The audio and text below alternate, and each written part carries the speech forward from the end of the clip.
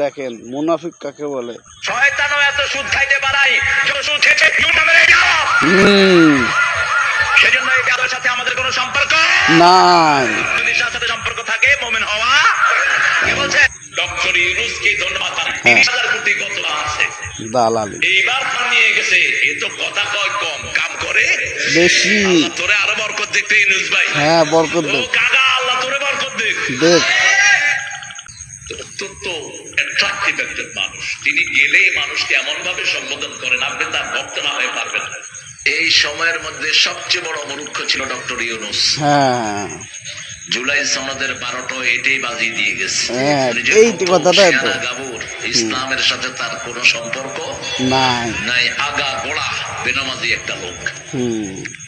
এক ওয়াক্ত নামাজও পড়তো না, নামাজ পড়া জানতো না। এখন বুঝা পাইছেন এই ফাজিলটা ইসলামের বিরুদ্ধে সবগুলো রায় দিয়ে গেছে যে কয়দিন ছিল। ঠিক